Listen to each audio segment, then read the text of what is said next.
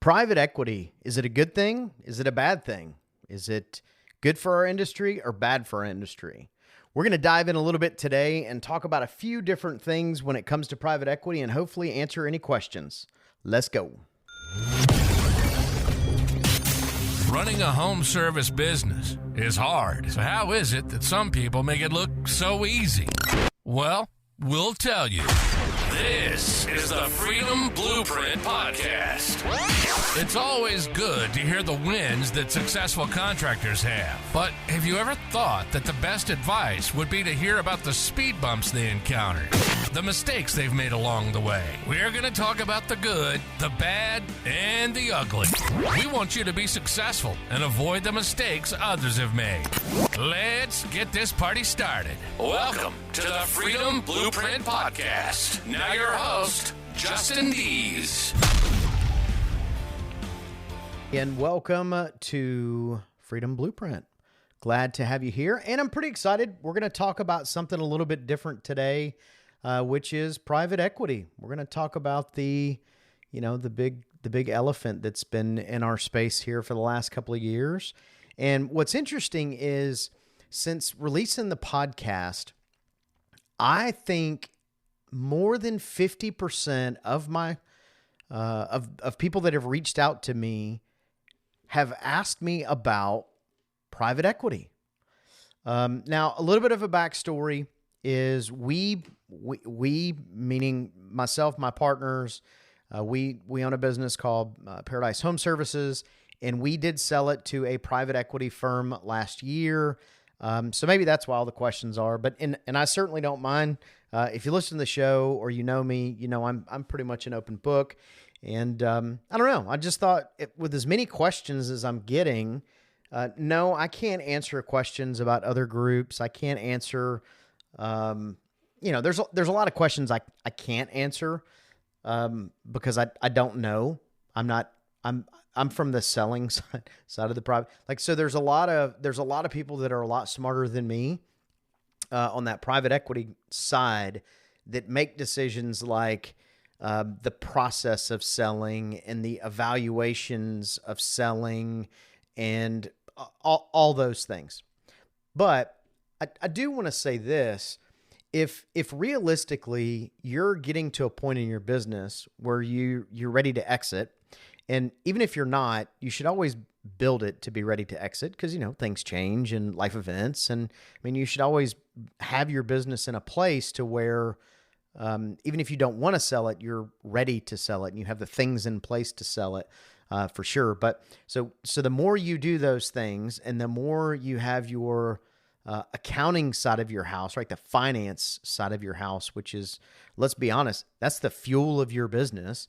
So, no matter what you got going on, those things need to be in place. Like you've got to have a pretty good handle on, some process, some procedures, and where's the money going, right? Are you profitable? Or are you not profitable? Because really at the end of the day, whether you're selling to whoever you're selling to, or even if you're not selling, no one's going to buy something that's not worth, you're going to get what it's worth, right? So think about it like from a house perspective. You may love your great-grandma's house that's 150 years old and fallen in, and there's all kinds of sentimental value that it holds to you and your family, which is fantastic, but that doesn't mean anything to the person buying it. So, the person buying it may want to bulldoze it and build a bigger house. Who knows? So that actually is a pretty good tie-in. So there is, as many private equity groups as are out there, they all operate different, right? There's not one playbook or one arrangement. They don't all work in the same way. So I guess probably as I run through these questions that people have emailed me, most of them are just going to be the experience that we have personally had, because I can't speak for anyone else. I can't speak for any other groups. I can tell you this, for us, speaking of the house metaphor or story, for us, we grew the business very quickly, and we could not have done that without the people in the team that we had in place.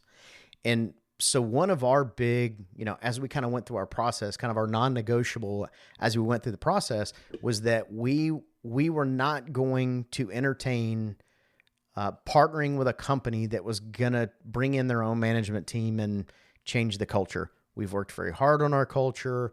We quite frankly think we have an amazing culture. We think we have an amazing brand. But I mean, the truth is when someone buys it, I mean, you may like grandma's house and you may love that purple wall, but when it's sold, they can paint that wall whatever color they want. So that was a non-negotiable though for us was we value our team.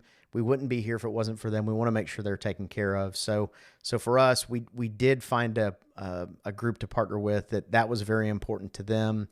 And, that was pretty cool. So, let's see. So I just kind of jotted down some questions that people have emailed me over the last couple of months and questions that people have asked me at shows, that I've been going to here recently. And I just thought, again, what the heck, let's talk about it. Let's talk about what's going on. Let's get somebody's, some people's, opinions. Now, I can tell you as many good stories as you can tell or you can find. I'm sure you can find equally bad stories.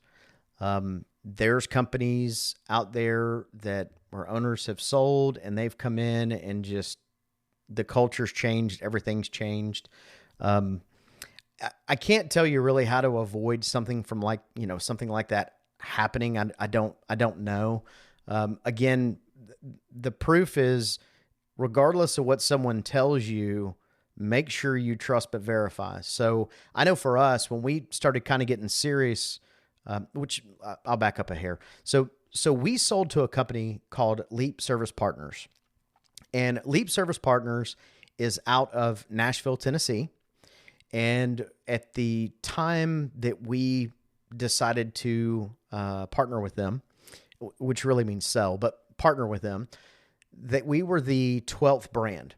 So one of the things for us is we actually wanted a smaller private equity group. We didn't want the big monsters and that kind of thing. And honestly, we probably weren't big enough for that anyway. So it's not like I was beating them off with a stick for the big boys. But that was very important to us. We wanted to keep it a family environment, and Leap Service Partners did that. So, and I will say this, and now that I'm thinking about it, I'm going to have some of their leadership. I'm going to have them come on the show and talk with us as well. Cause again, one thing I can say about our experience with Leap is transparency.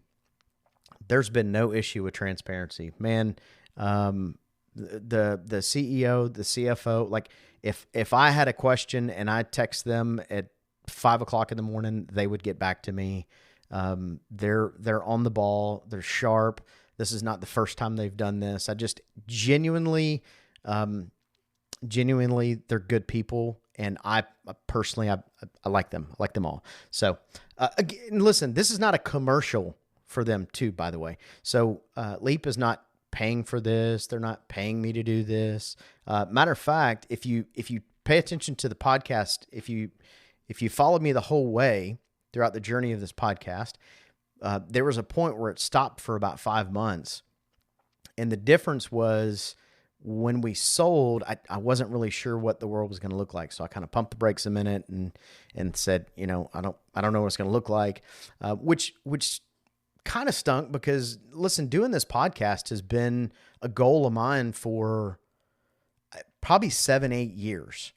And something always came up. It was this has been one of those passion projects that I've had that something's always gotten in the way and bogged it down. And this time when I launched it this time, when I did it back in, I don't remember what month, but I don't even care. I'm doing this thing's going to happen. But I was trying to be very respectful because obviously with them buying the company, I need to make sure that I'm there when they need, that kind of thing. And, so I met with John, who's the CEO, and I said, hey, look, I've been doing this thing.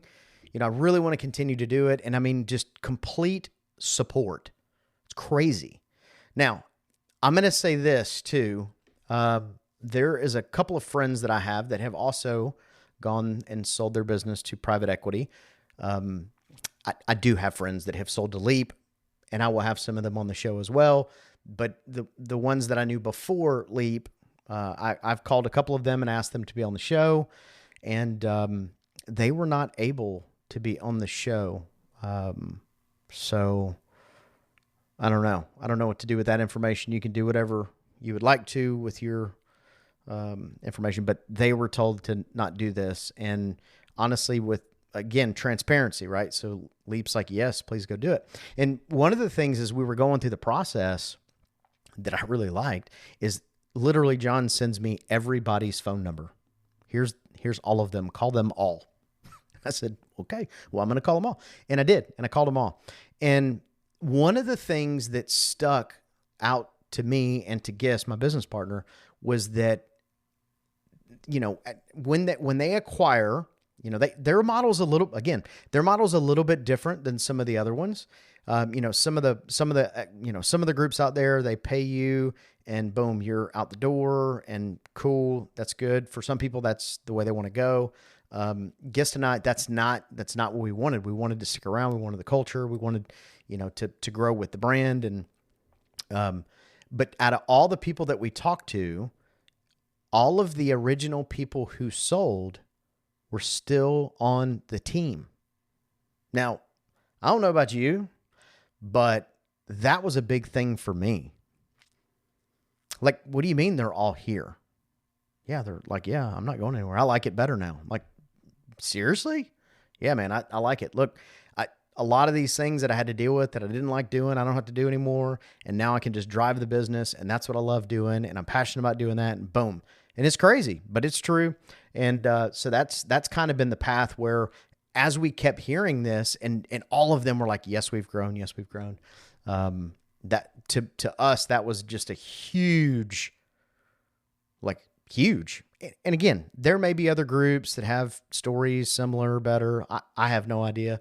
But that was a big thing for me, because, it's a business transaction, and it's a big, large business transaction. And there's times where things can get squirrely. And, so to hear that they had done this, 11 other times, and the owners were still plugged in, happy.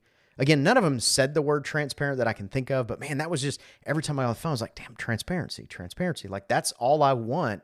Not just in the partners that we sell to, but hell, everything. Transparency, I think, is really important. So all right. So I'm getting off on the interstate here a little bit, but so one of the big questions we get, and Guest gets these questions as well, but one of the ones that is asked often is, like, what's the most significant change that you have?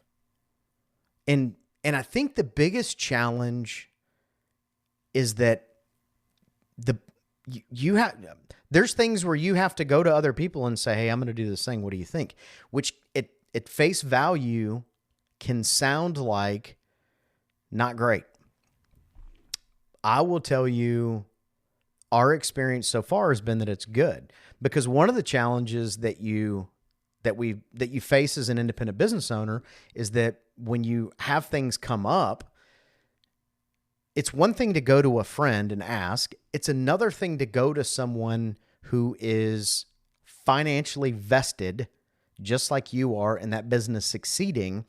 The answers that you get are going to be a little bit different. And we've had several opportunities that have come up that I've been able to pick up the phone and just literally just brain dump. And whoever I'm talking to will say, hey, have you thought about this? Have you thought about that? And it's really a pretty awesome, it's a pretty awesome thing. So that's been a big one. The other thing that happened with us that I don't think has, that a lot of people think about when they think private equity, they think culture and employees quickly exit. And I do know that's the case. I was just talking to somebody this week or a couple weeks ago at a show, and they were like, everybody's leaving, whatever. We did not have one person leave. And a lot of that is because, again, with us, culture was the important thing. and to them. So it was a win-win, and there was a value connection between us and Leap partners. So none of the team left, because why would they leave? Right? Why would they? The management, because here's the deal. They want to be around the leaders that are in the business now. If we'd have sold and walked out the door, there probably would have been a pretty big exit for most of the team members, but we didn't do that. The other thing that was pretty awesome, and I'm probably going into more details than you care to hear, but hey, that's okay. One of the other cool things is, like, when we told the team what was going on, and we had the team from Leap come in and meet the team and talk about what to expect and all these other things. There was something that they kept saying that really was amazing, and it was making sure everyone was whole. I thought that was just cool, right? Like, okay, so they care. They don't have to.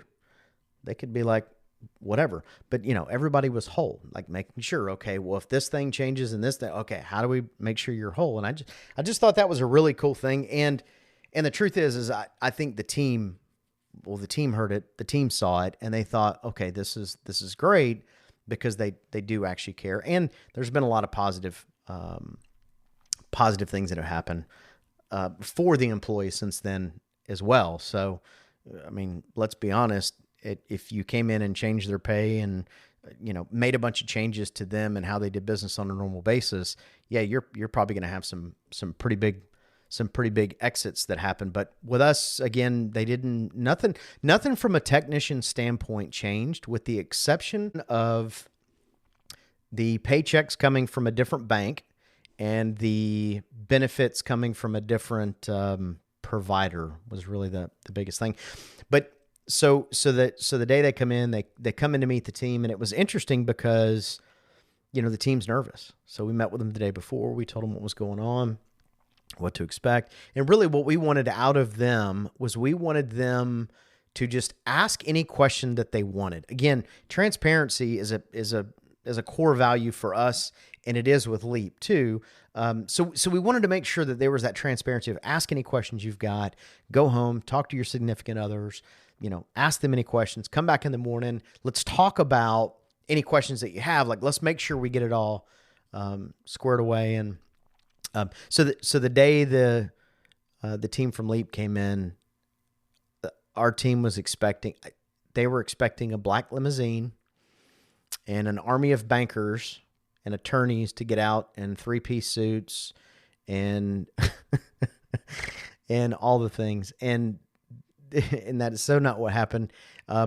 We all met the night before, and we gave them some gifts and shirts and whatever. And they all came in, and if you don't know anything about our brand for Paradise, we have like these really loud, obnoxious, awesome Hawaiian shirts. Like, people, there's technicians that come and they're like, I can't work there because I can't wear the shirt.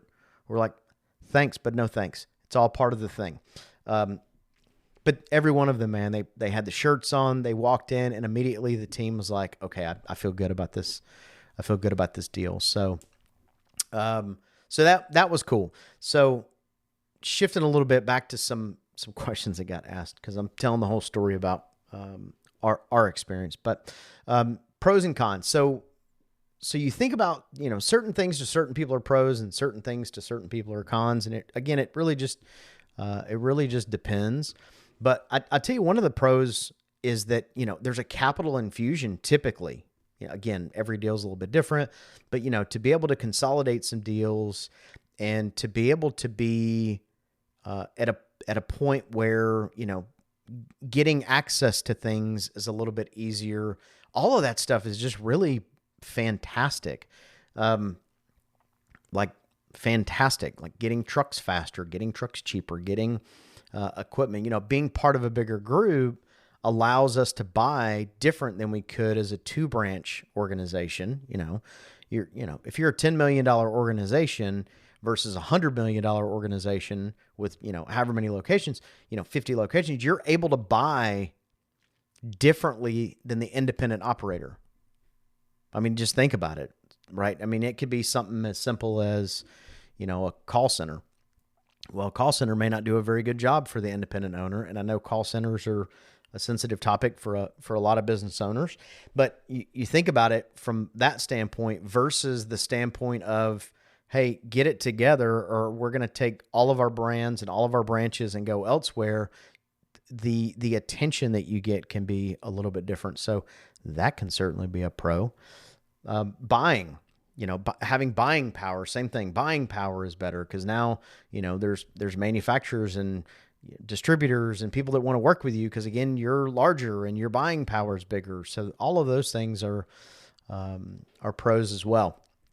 Here's an interesting one about loss of control. And I know I briefly touched on this a little bit earlier, but loss of control is one of those things that a lot of owners are concerned about, which, I think it's one of those deals where you have to look at it from a partnership standpoint, right? Like you have other, and I guess maybe for Gist and I, we've always kind of had that. Like we always had an accountability of, one of us can't go out and buy, I don't know, a bulldozer without at least having a conversation with, one of the other partners.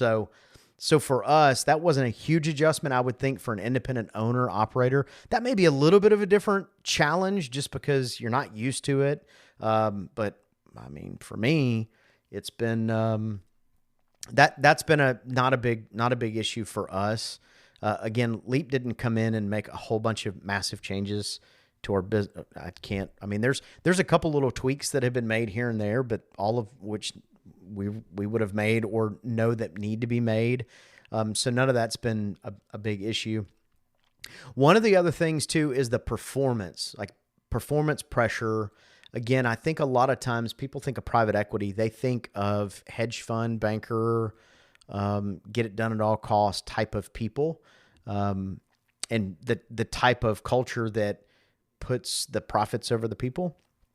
Again, yes, there probably is some companies that the profit is the number one thing. And at the end of the day, let's be honest. At the end of the day on the business, the profit is the fuel that you run your business on. So we can love on everybody. We can like everybody. We can be happy when people there's all these things. But at the end of the day, it's not a not-for-profit organization. Like we have to make money. Like you do have to make money. So I think sometimes people get a little bit confused about, well, now that you're with a PE group, now you have to be profitable anyways. And sure, again, there's other people think about if you bought a company and you were sitting at the house and you're like, you're looking at the numbers. You're like, what the hell? Why are we not whatever? So, again, for us, I would say we have a pretty high performing team. And our team is one of those that there's no way anybody could be harder on our team than we are on ourselves. Like we want to win every day. And if we don't, we're not okay with it. Doesn't mean we don't have great months. Like there's times where we fall off or we don't do as well as we want to do. But as a team, we do a pretty good job of checking balances and making sure that we're all in a good headspace and we're ready to win and all those kind of things. So yes, there is, some performance that you have to measure up to, but I would say no different than anything else. Again, I've heard stories of, people selling to PE groups and, maybe their marketing budget gets slashed in half or in a quarter, and now they're expected to run as many calls with less. And, again, that's not been our experience. So again, all I can speak to is to how it's gone for us. Culture shift. Again, we talked about culture a little bit. We didn't lose anybody. Nobody left. I think the way the whole process went, I think the curiosity overstepped the nervousness. And what I mean by that is, you're always nervous. Like you got a big change coming and, people go, oh, where are you guys going? Where are you guys going? But I think it was more about, okay, cool. Well, you guys are sticking around. That means there's cool stuff coming. And now I'm curious to see what the future looks like. And I think that's because we had that culture to begin with, that drive and that high performing culture to begin with. So I think now it's just kind of kicked it to a whole nother whole nother gear. So, gosh, I don't know. I know that people have so many questions. Again, they're like, how do they evaluate? How do they, I couldn't answer that for anybody. So I don't know, but here's what I will tell you. If you're at a position or a point where you're even wanting to know, what does it look like? Do I feel like I have a business that is at a point to be sold? Or, hey, you know what? I haven't even thought about this. I need to figure out, what does an exit strategy look like for me? Or whatever the case may be, reach out to me, right? Reach out to me. Let's connect. I'll be happy to help you. As far as the financial side of the things, I will probably kick that can to my wife, Kristen. That is her wheelhouse. But I can tell you that there has been a dozen plus companies that she has worked with to get them to the point where they can be sold, whether it's private equity or whatever. So she understands that part of it, so she can certainly help you. But again, I'm an open book, and I do think that we're in 7-8 months now into the transition. I think it's been fantastic. I think it's been good for us. I think it's been good for the team. I think all in all, it's been a win.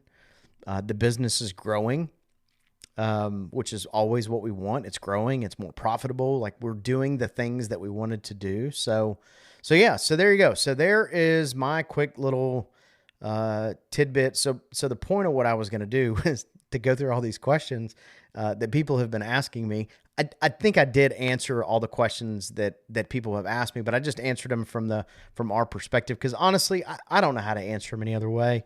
I think Leap has been an amazing partner.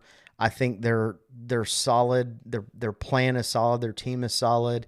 And for me, we're happy to be on the team. So enough about that. I feel like I've just kicked a commercial over for Leap, which was not the intention. But again, if you got any questions, you just want to know, hey, am I ready or am I not ready? Or you got some questions, shoot me an email. I would be happy to connect with you. Again, my email is justin@justindeese.com.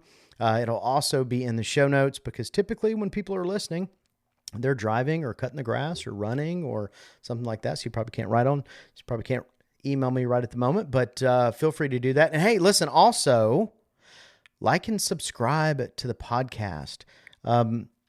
It's really important to me, because just like Google reviews are important to the home service space, when you give the 5 stars, then Spotify and Apple start going, ooh, this thing's kind of good. And it starts moving up. And I will say, our listener, our community is really starting to grow, which is so exciting. It's really cool. This has been quite the labor of love, and I'm excited to be here, and I'm excited to be able to hang out and share with everybody as much as I can. So I hope you have an amazing day. Again, thank you for coming and hanging out. This is Freedom Blueprint Podcast. I'm your host, Justin Deese, and I am out. You've been listening to the Freedom Blueprint Podcast. Information is useless if not applied. So take what you've learned and go and implement it. We hope you've enjoyed the show. If you did, make sure to like, rate, and review. We'll be back soon. But in the meantime, find us on social media at Freedom Blueprint for Home Services, and hit the website at www.freedomblueprintpodcast.com. See you next time.